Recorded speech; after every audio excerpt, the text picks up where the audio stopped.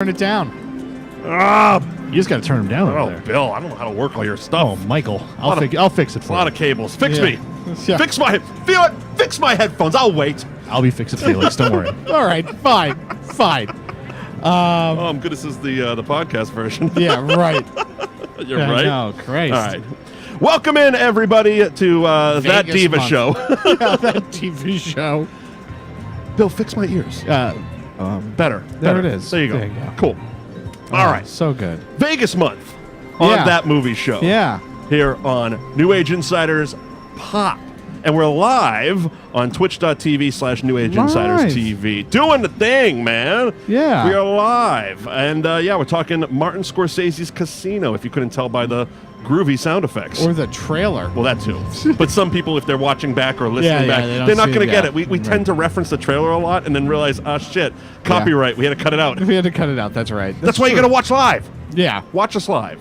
Absolutely. That Movie Show. Mike Wendt, Liam Stryker, Bill Neville, fixing my ears behind the board, and we are covering 1995's Casino. Yeah. It was released November 22nd, 1995. Had a budget of $40 to $50 million. I love when there's a variance there. $40 to $50 million. Came back with $116.1 million at the box office. It was directed by Martin Scorsese, written by Martin Scorsese and Nicholas Pileggi. I'm going to go with Pileggi. Yeah, okay. Sorry. He's also the guy that wrote the book. It starred Robert De Niro, Sharon Stone, Joe Pesci, Don Rickles, Kevin Pollak, James Woods, Frank Vincent, and a slew of other, notable Scorsese characters. Yeah, of course. Including his mom. Yeah. Who has some of the greatest outtakes on the Blu-ray ever. Really? So I'm just going to do that part because I fell in love with her immediately when I saw these outtakes. I mean, she's been in all of Martin's movies, but so she's in the scene with Artie Piscano. Okay. And she's playing his mom. Yeah. And he's in there and he's pissed off because he has to keep going to Vegas, and he's the one that started keeping the books. Yep. And they had dropped a wire. We'll cover it, but I just wanted to get this scene out of the way. And they dropped a wire and they're listening. Yeah. And he keeps cursing, and she's sitting there like every time he says fuck, she like drops her. She's cutting peppers and she drops her knife. She's like, "Come on, Artie, watch your language." Yeah. So in the outtakes, you hear the camera's on her. And it's rolling, and you hear Martin Scorsese directing the guy playing Piscano. Yeah, okay. And she's just sitting there, and she's legitimately just sitting there cutting peppers. And you hear Martin Scorsese's voice go, "All right," and then you start saying "fuck," and she just goes, "Marty, watch the language." And I'm like, it's really his mom. Yeah, that's funny. And he's a grown man at this. It's hilarious. Yeah, it's Martin Scorsese. She is adorable. That's fun. But yeah, so we are covering Casino today. Yeah, one of my favorite Scorsese movies. It's so good. I like this one. This is probably one of my favorites of his. Mm-hmm. I don't know why I gravitate towards this one. I think maybe it's the setting. I like the setting a little bit more than some of his other films. Okay. Just because Taxi Driver, De Niro's great, but it's kind of weird that he like falls in love with that underage prostitute. Yeah, 70s. Yeah, 70s. It was a different era. Raging Bull is good, but since Raging Bull, we've had better boxing movies. Sure. And then, it's kind of a toss-up. I always think that the Goodfellas is always kind of at the top of the Scorsese list. Mm-hmm. But I just like this one a little bit better. Okay. Maybe I just like the flow of it a little bit more. Maybe. That might be it. So we're in all of it. This is your favorite? You would say number one with a bullet is Casino? It goes, it goes back and forth. I mean, I really like his catalog. He's one of my favorite directors, period. Sure. So, Goodfellas, Casino, Cape Fear I really like as well. Kundun. You ride with Kundun? Yeah. And then... that great line from The Sopranos where they see him in a club and Michael Imperioli's like, "Marty! Kundun! I liked it!" Yeah, right. No, you didn't. Nobody did. Nobody liked Kundun. Nobody did. I'm also a big fan of Gangs of New York. Yeah. You know what I mean? Yeah. Mostly because it's such a departure from those other gangster movies that he had done. Sure. Martin Scorsese is kind of also the response to, or the cause of the mafioso flick, right? He's one of the first directors. Him and Coppola, basically. Right, but him like in a college setting, right? Sure. Like when you go to college, everybody does a gangster movie, which is so funny because you think about it. And oh, you mean like film school kids? Film like school college kids. films, yeah. Yeah, you know, because like this is between this and Scarface has a lot to do with that, probably too. Scarface. It's basically Tarantino and Scorsese that end up causing that, right? Everybody wants those skinny black ties in their movie, don't they? Yeah, everybody wants those. You know, but that's it's funny. My buddy went to Merrimack, and I was kind of his actor in those. And right. Yeah, we did one. Yeah, everybody's just done one. I was 16 years old in like a black suit trying to play a heavy, and I'm just like, Yeah. I watch it back because I actually found the tape. Yeah, right. And I pulled all the footage onto the computer so I would have it. And I'm like, oh my God, I was so young trying to be a tough guy. Yeah, right. Well, that's the Sitting there funniest. smoking my Parliament lights. Yeah, that's the funniest thing is you got a bunch of people that are in their like early 20s that are all like trying to be intimidating mafiosos. Yeah, we're trying to look tough and talk like Tarantino writes. You know what I mean? And it's just like, but it's because you get access to this movie, right? And something like a Casino or a Goodfellas or Pulp Fiction or Reservoir Dogs kind of sparks that inspiration in a lot of early filmmakers. You know, I remember one time I was sitting in film school and the way the classes kind of broke out was my entire class had something in the morning, and then we had like a 2-hour break, and then we had another class in the evening, and Casino came on, and it was a director. It was like a like a cinematography class. Okay, and so I'll never forget. We started watching Casino, but this movie's like 3 hours long. On the dot, it's 2 hours and 59 minutes. Yeah, you know what I mean? It's 3 hours long. And so we had like another 45 minutes left in this movie, and it's on TV, right? And so so Jesus, you had commercials it too? was like 4 hours, right? And so nice. we were like close to finishing it, and everybody it was like we had all gotten this far, and so only a couple of people went to class. Was this in a class? Oh, it wasn't in a class. It wasn't in a class. This was during a break. Oh, okay. But then our cinematography professor came and actually like into the school lounge and basically had the rest of the class come with him. And we basically just watched Casino while he just did like cinematography DVD commentary over it. So it was kind of cool. It was kind of a cool experience. That's kind of neat. And I think that's also probably one of the reasons why I like this movie so much. Well, it's beautifully shot. Yeah. I mean, it's a Scorsese movie. That goes kind of without saying. He does amazing jobs. He's been ripped off many times, including Tarantino. You know, has taken many of the shots. That famous, what's become the Tarantino trunk shot, was from Goodfellas. Oh, yeah. I mean, that's right where he got it from. That's exactly where it's from. And if we went back, I'm sure you probably saw it in Mean Streets and Taxi. Yeah. Like that, it was a Scorsese shot. Yeah. That he did. And yeah, this one was gorgeous. Just, it's weird because he doesn't do short movies. No. And there are Goodfellas seems short. Does it though? Yeah. Oof, it gets a little rough in the later portion of it. Yeah. Like that once they make that time jump. And the only way to describe it is when De Niro's character has gray hair as opposed to black hair. It's like that's a long. It's 145 minutes. It just that back end always feels It feels long. It's not pacing, but it's not bad. No, the pacing slows down in that back half. And it's not like it's not one of those things like a Full Metal Jacket where it's like, oh, I wish we were back in basic training. It's like you're enjoying the time you're. It's just like it downshifts real quick. Yeah.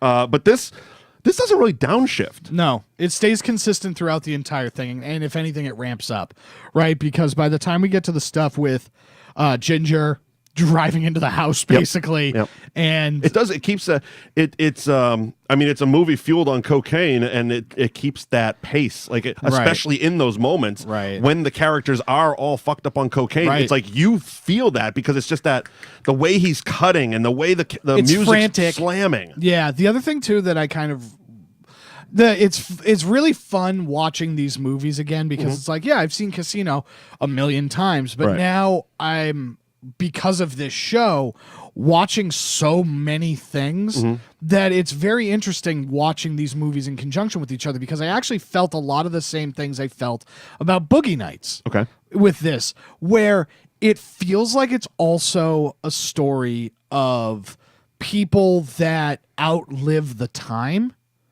So like you in Boogie Nights, right? It's the porn going from like actual real cinematic movies that they're making to like, yeah, we're just gonna bang in the back of this limo with and a film VHS it. camcorder, Right? And that's how we're gonna make porn from now on. And it's the same thing with this, where it's like, De Niro's character even says it towards the end, where it's like, yeah, we all the old casinos got bought out by these giant corporations, and everything changed, and it was different, and the money wasn't there anymore, and it ends up to the end shot of the senior citizens walking in their running pants. I mean, that's what it became. Yeah. You know, and it's really interesting because I wouldn't have put those two things together had I not seen them in that order. Such close proximity. In such close proximity, you know. And there's a movie I always tell people they need to watch this movie because it's very unseen, but it's really good, and it takes place right around. It doesn't take place. It's not in the same time. It's modern time, but it's a look at that end of a Vegas era, and it's called The Cooler. Okay, with William H. Macy. William H. Macy, Alec Baldwin, Maria Bello, Ron Livingston's in it, and it's so good. And it's a 90-minute movie. It's a quick watch, but it's so well done. It's dark as fuck. Yeah. It is a really dark movie, but it's just that last bastion of old Vegas. And that's the whole plot of the movie. Like, Ron Livingston's character comes in, and he's like trying to, for lack of a better term, Mickey Mouse it up. And Alec Baldwin's this old school casino guy that still employs coolers, which is the name of the movie. And he's like, I want this. I don't want the glitz. I don't want the glamour. I don't want this to become what Times Square has become. I want this to be old world Vegas. And he's just like, people don't do that shit anymore, man. Yeah, right. We need to replace Paul Sorvino, the opera singer, with Joey Fatone, the boy band. Yeah, you know what I mean? That's what's going to bring the chicks in. You know what I mean? Right. Yeah. And that's a very condensed version of what Casino is. Right. Because we carry these characters through decades. 40 years, 30 years at least, something like that. It's nuts. I mean, when they start back home, which one of the facts I found was it was the lawyers at Universal had a lot to do with the script, because this is very much based on real people. Yeah, of course. Yes. There's a whole museum. There's a whole gangster museum in Las Vegas where they basically tell you the story of Casino, but with the real people. There was a point that Pesci looked so much like the actual, the guy's name was Tony the Ant Spilatoro. Okay. Who was the violent psychopath who busted heads for De Niro's character, who was the big thing the lawyers came in and did was change all the names. Yeah. Right off the bat, like, you got to change all the names. It was Frank Lefty Rosenthal turned into Sam Ace Rothstein. Ginger was a real character. Nicky was a real character. There was back home was Chicago. Right. But in the script, the word Chicago never happens. Like, even in descriptive things, they're like, you cannot write that. Yeah. Right. Because the lawyers were so worried because this is real mobsters. Yeah. This is a real mafia you're fucking with. Yeah, we don't want people coming in and start going missing. No, absolutely not. So there was a lot of very very careful legal steps that were taken to make this movie. It was shot in the real Riviera. Yes. An operating Riviera, which usually doesn't happen. Usually they build a casino set because in Vegas they don't close. No, they don't. And Vegas, any casino really, is very particular about, especially shooting on the gaming floor. Right. There's a lot of loopholes and jumps and hoops you got to jump through. So basically, Scorsese made the argument to them where they were allowed to film from, I believe it was midnight to 10 a.m. Monday through Thursday. Right, when nobody was nothing there. On the weekends. Yeah. And you got that time frame, and that's where you can work in our casino. Right. And it was funny because of that. If you look closely, there's a lot of Riviera signs all over the place. Oh, of course. Like, they're just having a random conversation on a park bench. It just happens to be the bench that has a Riviera banner. Yeah. In one of the restaurant scenes with Sam and Ginger, you can see the Riviera sign. It's like it's not supposed to be there. No. Anyone who knows Vegas knows it doesn't take place there. Right. Even stuff like the exterior was it wasn't the Riviera. The Tangiers was actually, if you look closely, the front of the Flamingo. Yes. And the only reason I know is because I've stayed there. I've stayed at the Flamingo. And that's the Flamingo. That's how I knew. Because that was, at that point, and again, I've been to Vegas twice. Yeah. And one time was as a child. Okay. Go on. So my aunt and uncle got married in Vegas, so my mom's side of the family flew out to Vegas. So I was like 14 at the time. Oh, so you were like, you had the temptations, but you couldn't do anything about it. Right, because you were old enough to be like, I want to go have fun over here. Yeah, everything looks so fun over here. Right. It's neon lights and everything's like going wild over there. Cool thing though is I did get to go see. My parents took me to see Siegfried and Roy. Oh, that's neat. And so that was really cool. So that was pre-Tiger Mauling. So yeah, obviously. Yes, because that was a long time ago.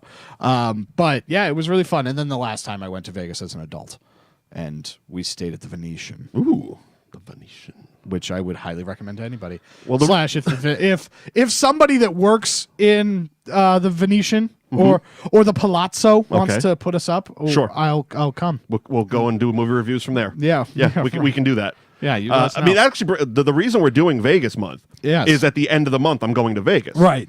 I'm staying at the Hooters. That sounds so fun. As you do. Yeah, as you do. As you do. As you I didn't even know Hooters had a casino. So the quick story about it. Yeah. This was all done in a group chat, and it was done when I was at a family party. So I was trying to be at the family party, but also looking at my phone, and I'm like, I just didn't understand the conversation. It was like, we're going to Vegas, and then I kept seeing the word Hooters in there. Yeah. And there's a group of guys that usually go to Hooters to watch football games, and I'm like, and I just fucking called. I called my buddy Will. I'm like, are we going to Hooters tonight? And he's like, no, the casino Hooters. I go, that's a thing? Yeah, there's a casino. That's a thing? That seems weird. A casino hotel. Yeah, Hooters branded casino hotel, which is where we're going and we're staying. And the group chat has gotten very scary with all the amount of guns that we're going to be playing with on the week. So yeah, that's fun. Somebody found a thing where you can pay money to drive a tank over cars. Yes. Yeah, and they will come pick you up in a Humvee limo. Yep. Bring your party out to the desert. A lot of fucking holes are buried in the desert. A lot of problems are solved out in the desert. Yeah. And yes. And then you drive tanks over cars. Yep. Yeah. Sounds about right. That's a thing. You can blast miniguns into cars like Arnold Schwarzenegger in T2. Yep. Yep, that's a thing. Yeah. Oh, just Gatling guns. Gatling, yeah, absolutely. Why not? Why not? Fucking Wild West. We're going to Wild West this shit. Yeah, so let's jump into the movie. Yeah. I love this movie. This movie's great. You look at it, it starts with Robert De Niro basically being a part of the Teamsters Union, which is the code for the mob. Right. It's code for the mob. Right. And so they basically send him out to they end up sending him out to Vegas because he's a handicapper, basically. He's the best. He's the best handicapper, but that's... We start in 1973. Yes. Yeah. And so that's where he lives, right? Or he's sent out there to kind of... To run the casino that they have. Run the casino. This is it. You're the best handicapper we have. We need you to run this casino. And so basically he brings out his buddy, his childhood friend, Joe Pesci. Well, they send Nicky. Yeah. Because De Niro gets very comfortable very quick. That's right. In this legitimate casino. Because De Niro's character wasn't a mobster. No, he was just good at gambling. Right. And especially sports gambling. And he made the mobsters a lot of money. Right. So they're sending him out there so that he can just make them more money. Nicky's just a guy that stabs a guy with a pen at the bar. Yeah. He's that part of their life. Yeah, right. Ace makes some money. Nicky stabs guys in the pen with a pen. You know, he needs it. You need the yin and the yang when you're doing this thing. But he gets very comfortable in Vegas. Yeah, he does. Running the Tangiers. Right, because it's very easy and he's making a lot of money. It's what he knows. Right. I mean, he's literally in his paradise. He's able to just do gambling 24/7. Right, and what he does. Right, and so without a gambling license. Yeah, which the actual guy didn't. He did the same thing. Operated without a gaming license. Yeah. Oh wow. And so a lot of real shit in this. Yeah. My research was. I didn't even have to try too hard, but there's a lot of real shit in here. Yeah. So basically, Joe Pesci shows up, and Joe Pesci immediately just starts fucking shit up. Yep. Like he ends up getting banned from all the casinos. Yep. He gets Al Capone black booked. You know, and so there's two names in there. One of them's Al Capone. The other one's you. Yeah. Right. And so he ends up basically just burgling. Oh yeah. And just again, it's one of those things where. Like I just said, that Ace was in his element because he just had to do gambling 24/7 and it's legal. Yeah. So he was enjoying not having to be in danger all the time. Right. I can do this and this is allowed. Right. Nicky comes out and he's in his own paradise because they at the time had never seen this type of mafia in Vegas, and Right. it was all, like you said, it's all cowboys and shit. Yeah, and so- he comes in and just starts robbing everybody. Yeah, and it's bad. Well, It's good for him. in a manner of speaking. Yeah. And so that's kind of the world that we live in. Yep. The story kind of takes another turn when we're introduced to Ginger, Yep. an ex-prostitute, and just Is she an ex? eh, He met her at the casino when she was throwing a guy's chips around. I thought that was always more of like her being more of like a con artist, because it felt like she ends up being more of a con artist than a prostitute, but I guess they go hand in hand. I mean, Yeah. you make a buck here, you make a buck there. It's Vegas. I guess you're right. know? I guess you're right. She comes home to Lester Diamond, gives him a cut. Yeah, I guess you're right. Somebody's getting fucked. Played by the ever awesome James Woods. Of course. One of his great roles. Yeah, I mean, he's So very fun. sleazy. He's very fun at who he is, much like Any Given Sunday, which we'll have to do. I always feel like these two guys are connected. Yeah, that they're the same They person. have the same moral compass, They and do. it is just not existent. Yeah, right. There isn't one. There isn't one. And so We will do Any Given Sunday. we have to. Sam basically falls in love with Ginger, and they start dating. Sam was a sucker. Oh, yeah, absolutely. I'm sorry, but really, dude? Yeah, how do you fall for this chick? And how does Don Rickles not say, like, hey, man, Yeah, get out of there's this. plenty of good-looking girls in this casino. Right. Why you got to go with the one that's going to shake you down? Yeah, right. I mean, it doesn't take a brain surgeon to see where this girl is coming from. Yeah, right. And it's like, And they immediately jump right into it because it's Oh, like yeah. they're the first date on screen when they're at the restaurant Right. and he's putting the fucking big diamond pin on her dress and she's like, "Oh, I'm gonna go powder my nose." And he gives her a 50 to go to the bathroom, and she sits there, and he gives him another 50. So she takes off to the bathroom with $100. Right. And he even says it in the narration. It's like, yeah, she pocketed the fucking money. I didn't give a shit about that. It's like, Yeah. did you? yeah, right. I understand that these guys are making ass loads of money, and Yeah. money doesn't mean a lot to them, the amount of money that Right. they have. But that's why she's with you. Right, exactly. It has nothing to do. And finally, when the relationship starts to fall apart, he's like, "You never loved me." It's like, no shit, Yeah, right. no shit. Yeah, no shit. I didn't love you. Dynamite drop in, Sam. Captain Obvious over here. She Yeah. never loved you because you married her and gave her a closet full of jewels. Right. They end up roughing up. Fucking James Woods Couple times. a couple of times.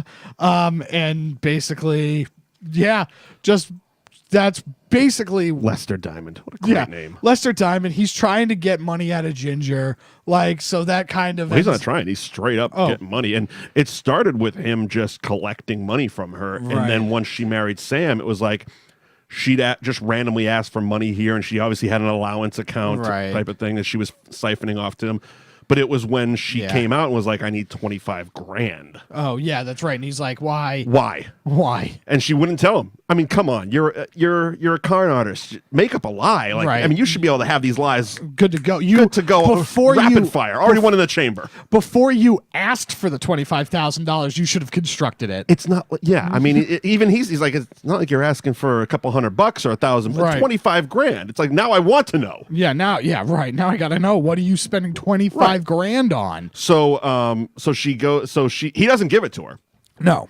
She ends up going to the bank where, when they got married, Sam put $2 million in safety deposit boxes as like shakedown or kidnapping money if he ever gets taken, because he is in the business. Right, yeah. So if he ever gets occupied, Yeah. she's going to come to give that ransom money so that he can come home. If he gets tied up, literally or figuratively, Yeah. she is the only one with possession of the key.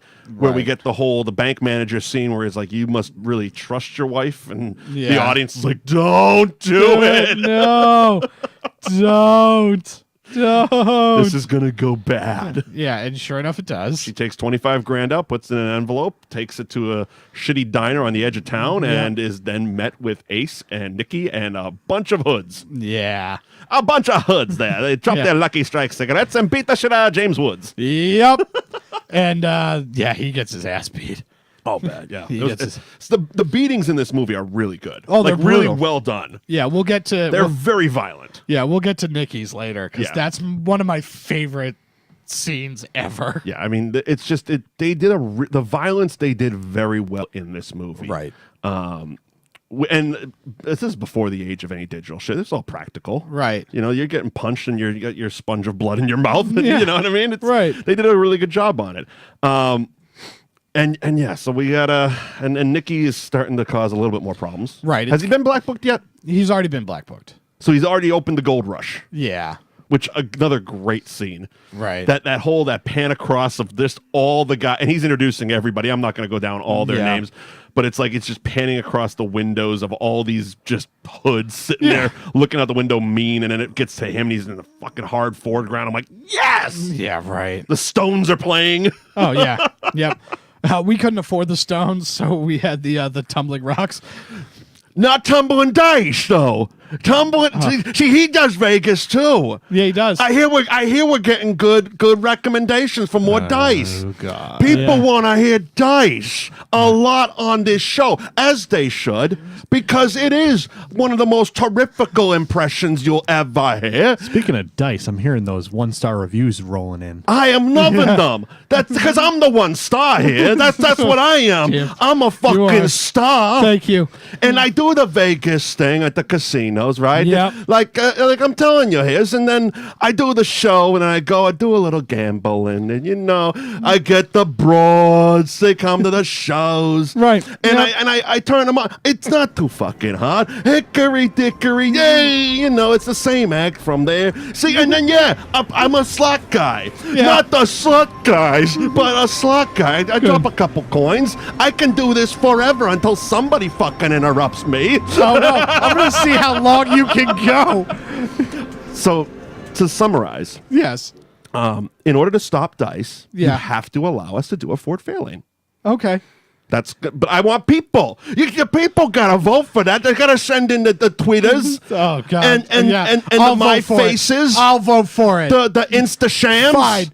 Anyway, as send it to my phone. That's how I get it. The email. Send me that on my phone. The text tweets. Of course. So I forgot where we are. Basically, tumbling dice. Yeah. The Nicky and Sam. What was that? That was the sound. The alarm dice is here. God. Sam and Nicky end up arguing in the desert, which is probably the most iconic scene in this movie. Oh my God, yeah. And I love the fact when you read that stuff like that is primarily improvised. It's like, yes, of course it is. First of all, these guys have known each other for generations. They can do this in their sleep. Yeah, right. But it's just that much rapid fire, and it's all just hurling insults at each other. Yeah. You know, hilarious. And yeah, it's Nicky basically telling Sam that you're fucking up, you're making trouble back home. This isn't about you and your fucking country clubs. We're out here to rob these fucking people. This is about making money, plain and simple. We're skimming from the casinos. We're skimming from the people. We're robbing the fucking people. This isn't about you getting a fucking license. Yeah, right. That was like Sam was very comfortable in his legitimate world. Right. He didn't understand who he fucking actually worked for after a while. I mean, you get the scene where he's talking to the reporter about in the I am the boss scene. Yeah, it's like he actually believed that after a while. Yeah, because he got so insulated and he got so comfortable and made so much money. Right, and it just shows you how this is probably why I think that this movie is my favorite over Goodfellas. Mm-hmm. Not to say Goodfellas is bad, because it's very good. It's really not. But everybody in that movie knows that they're a bad guy. Right. Whereas Sam in this movie, and is kind of a departure from a lot of De Niro characters, he's not. Mm-hmm. He's not really a bad guy. He's like, this is the opportunity I was given. He doesn't want to be. Yeah, and I don't want to be. He out because of his skill set, he worked for bad people. Right. And he didn't want to, clearly. Because the first second he got out to Vegas, he got married and he got a kid and all this stuff. Right. And even in that, even in the narration over his wedding, he was like, yeah, people don't think people didn't tell me about her, but I said, fuck that, I'm Sam Rothstein. I'll change her. Right. No. Yeah.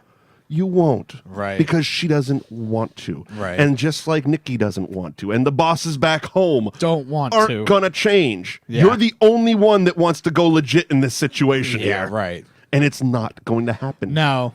And so, yeah, he basically tells Nicky, like, hey, you got to leave Vegas. You got to leave Vegas. Well, who did he say that? I want to say it was probably the Piscano guy, because he was the one that they kept sending to Vegas, and like we said in the open, he was the one that kept all the notes and all the records. And what are you going to keep records for? You gonna pay taxes? Yeah, right. It's a good fucking point. It is. It is a good fucking point. It is a good point. You know, like you're going out there and you're having a good time on my fucking dime. What? No records. And of course he did, which of course ruined the whole deal. But I think it was him he was talking to, and he's like, this was even before Nicky and Ginger started doing anything. It was just Nicky was every time Sam was mentioned, either in the paper or on the TV news, Nicky was mentioned alongside him. Right. And it's basically like boyhood friend, mafia hitman. It's like, shit. Yeah. You know, and they got the banker coming over the house because Nicky was making so much money robbing people that he had to do something with it. Right. So he puts it into legitimate investments with the banker. Yeah. And then that goes south. Of course. Brings the banker back over to Sam's house. Yeah. Threatens to bash his head in with a bat, go to jail, come out when he's coming out of his coma, bash his head in again. Yeah, right. You know, it's like, okay, cool. You just scared him, and Sam's like, he's going to run to the fucking FBI. Yeah. And what happens? They're sitting there Sam's having his nice little patio meeting with the gaming commission. Yep. Nicky's playing golf, and the fucking federal agents run out of gas because they've been following him for so long. Yeah, right. And what's he do? Of course, $100. Anybody hits the fucking plane. Yeah, right. You know? Yeah, right. As you do. Yeah, and so that's the big problem. The FBI starts getting involved. Ginger, her alcoholism gets terrible, so she basically ends up getting like super paranoid and just like, I'm leaving. Right? I guess not paranoid. She dives deep into drugs. Yeah. And it's mostly about the Lester Diamond thing. That's what really set her off. Oh, like him getting his ass whipped really upset her because, again, it's a tricky thing with Sam because he married her because she was beautiful, right? Excited him, right? But he didn't realize that she's not a good person, right? She even says it. I've been with Lester since I was a kid, right? Creepy, different time, no judgment. Right. But she's been basically with this pimp since she was a teenager. You know, he even says it on the phone. The first time I saw you when you're 13 years old, and it's like, whoa. Yeah, right. Oh, yikes. Anyway, different time, different era. But so she was really like, I mean, she was all in on this Lester Diamond thing. And when he got his ass whipped, it was like beating up a member of her family. Right. And she dove deep into pills. I mean, he was even talking about the ulcer pills. He's like, I take a half of these when I'm in extreme pain, and I had a 3-month supply, and it's gone. Yeah, right. It's like she went deep into that pill thing. And that set her down that road, and drugs and alcohol and poor choices went on and on and on and on and on. Right. Until she started to become a problem. Yeah, right. You know, she's going to take the kid. They're going to run to Europe. The first attempt was, her and Lester taking the kid and whatever jewels she could muster together, and took some money out of the bank, I think, as well. I believe so, too. And tried to take off, and, you know, that lasted until it didn't. Right. And then Sam finds him. Yep. Send the kid home, and she comes with the kid. Yeah. He didn't. At the end of the day, it's like, all right, you're gonna go do you. Yeah. Right. You know, but send my fucking kid home. Right. Because you guys are junkies. You're doing a shitload of drugs. Whatever you're doing, just send the fucking kid home. Yeah. So then when they come back, Ginger and the kid, and he straps on a beeper. Yeah. And that lasted all of 6 hours. Yeah, right. He's like, I've been beeping you all day. I love the beeper. It was it's a big. If you're watching on video, it's like as big as this water bottle. Huge. It's the 80s. It's like a 6-inch fucking beeper. Yeah. So she says she threw it out. Yeah. It's like, okay. And then, tries to check her. Yeah. What'd you do? Where'd you go? I went to dinner with so-and-so. Okay, what'd she have? Cool. Now call her and have her say it on the phone. I'll be on the other line. Yeah, Couldn't right. do that. Yep. And then that starts another fight. Yeah, of course. There was just so much like she'd get caught in a lie, and then she'd start a fight. And that was when she started taking off and going to Nicky's, because he had a restaurant. Right. So she ends up building that relationship with him. Which it was Jerry and Anthony, I believe. But they actually did have an actual affair. Yeah, of course. So, I mean, like I said, very surprisingly, a lot of Casino is a true story. Yeah. A lot of Casino is a true story, which is very interesting. So yeah, and she starts getting involved with Nicky, which is starting to cause even more problems back home. And when Frank Vincent is the one bringing Nicky's kickbacks to the bosses. Right. And he's like, each time he went back, it was lighter and lighter. He didn't know if he was going to get kissed or killed. And then all of a sudden he gets to sit down, and it's like, is the little guy fucking his other wife? You know, it's fucking Sam's wife. And it's like, ugh. And even Frank Vincent's narration, he's like, I knew lying would get me killed. Right. But I had to do it. Because if I told the truth, it would get everybody killed. Right. So he lies. He said, I haven't seen anything like that. Yeah, right. Which kind of feeds into it a little bit. Keeps it going. You know, they keep... And then the FBI starts catching the two of them together. Right. And now it's... And the drugs. And Nicky's into drugs now. And he's getting sloppy. And they start shooting up cops' houses because they shot one of their guys because he had the sandwich. Right. In that great fucking scene with the Satisfaction. Yep. Oh, I love that song. And it was fantastic. But again, everything is just spiraling. Yeah. Completely out of control. Absolutely. Ultimately leading to Ginger just basically crashing a car into the house. Yeah. Like it's like inches away from going through the front door. He had her he brought her back home like probably 4 times in the movie. Right. Each time lasting shorter than the last. Right. And each time the blow up became bigger and bigger. I guess that falls under As You Do. Yeah. But yeah, so she comes back drunk, drugged, zero fucks. Oh yeah. He's got Don Rickles with a shotgun in the back. Yeah. And it's just she's banging into his car. She's just driving into the car, drives up the driveway, drives into it's just a mess. She makes another scene. The cops get called. She goes rummage. She wants to get her stuff. Right. I just want to get my stuff and leave. All right, give her 5 minutes. And the cop goes with her. She steals the key to the safety deposit box, box so she can get the rest of the $2 million. Because at this point now, she's also scheming. It's not that she's just fucking Nicky. Right. It's not just They're kind of scheming together. like he's not even being like the neutral friend here. It's just like, no, we're scheming together because there's $2 million in cash and probably $1 million in jewels in this bank. Yeah, and I need to get it. And help me get it, you'll get a taste. Yeah, right. Is basically what's happening. And then she basically ends up just getting arrested and turned into a material witness because kind of. Basically. I mean, what ultimately happened was the Piscano deli scene where the FBI had a wire in there, and he was going off to his mom. He was venting to mom. Yeah, right. He's like, I'm going out to Vegas every day, and blah, blah, blah, blah. And he starts naming everybody, and Green, and fuck this guy, and this guy, and this guy, yeah. And just basically gives them their case. Right. And all they had to do was then arrest him, which he drops dead of a heart attack as they're arresting him. Yep. Find his books with all everything. of the expenses. Yeah, everything. And bring the case together. Right. Ginger, just like the real person, wasn't an important witness to them because they had everything. Yeah, they already had. They had the tapes. They had the books. They had people flipping at this point. And she did in real life also die of a drug overdose, which is kind of what they show at the end of the movie. Yeah. They make it sound like it was a murder, hot shot type of deal, but it was a drug overdose. Read into that however you want to. Yeah, as you do. As you do. And another real thing about that ending was there was a mobster that was tracked down in his home in Costa Rica and killed. Okay. As they did in the movie. So we start just... so everybody starts falling apart. Yeah, everything starts falling apart. The FBI basically closes down the casino. Nicky takes off so that he can't leave, and then there's the attempted assassination of Sam. Yeah, to which he also called amateur hour, which means it wasn't authorized by the bosses back home. Right, alluding to maybe it was Nicky, maybe it was planned before all this went down, et cetera, et cetera. Yeah, who knows?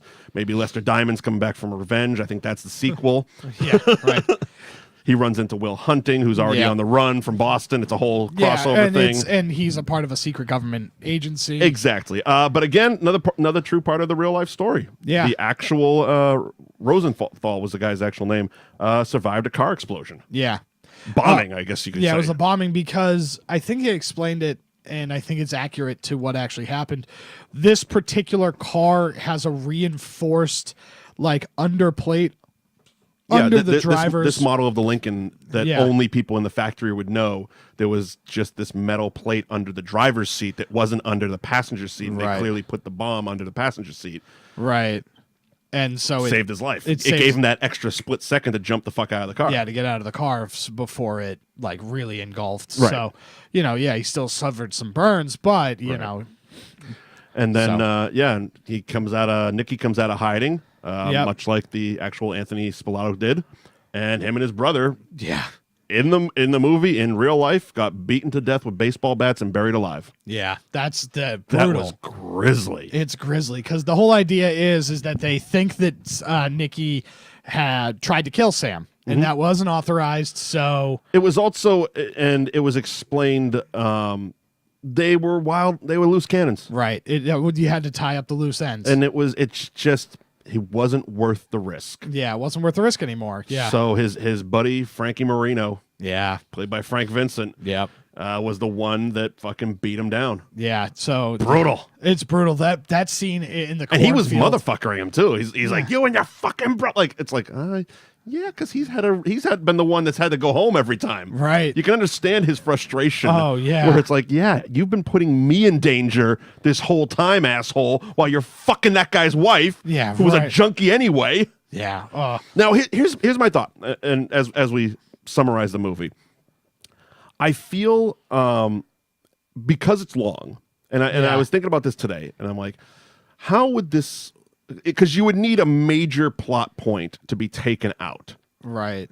Is Ginger that important? Ginger is not that important, and she would be an ancillary character, and we would tone down her stuff way more. I mean, if Sam never got married and she was not a character in this story, could it have been as effective of a movie? Now, I think Sharon Stone did a fantastic job. Yeah, Sharon Stone was awesome. And I love her in the movie. I love the character in the movie. But if we're poking holes, is she necessary? No, you she's need not. Sam. You need Nicky. Yeah, you need Sam and you need Nicky. I would play up I would tone down the FBI a little bit, and I would upplay the break-in relationship between Sam and Nicky more. Mm-hmm. That's the way I would go. But you could cut an easy half hour, 45 minutes out of this movie if Yes. you lose Ginger. Yeah, you could. Because there's all those dinners and all the fights in the house and all the Yep. stuff, and it's just like, all right. Because Yeah. like I said, it happened 4 times in the movie.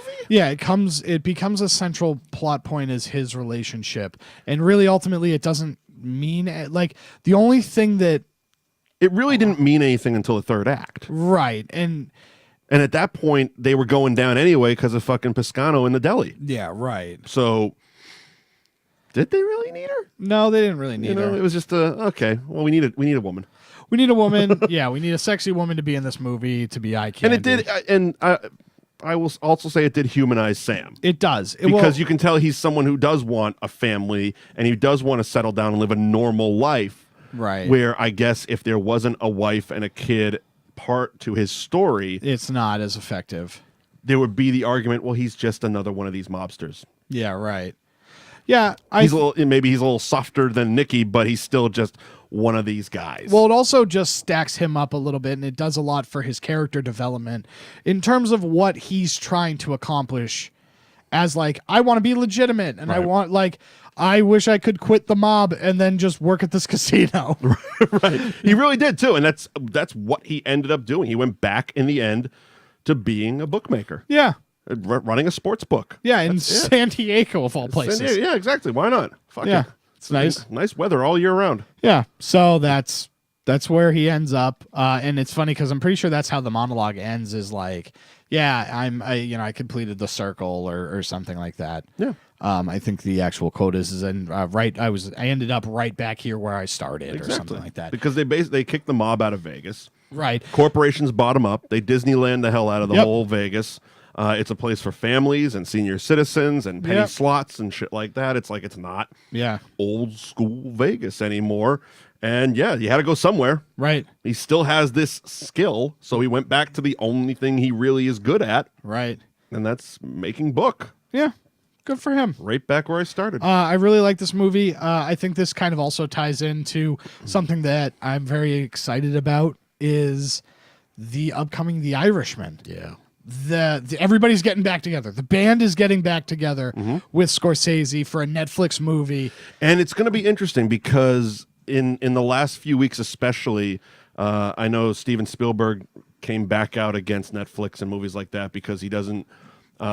He feels that they're cheating in the award season. Yeah, well, because he's been on this for years. Yeah. This has like been his campaign for years, and I think what he is seeing was Roma, and then The Irishman coming down the pipe, and he's like, he doesn't want, and there's part of it's old man yells at clouds. Right. Part of it I completely understand.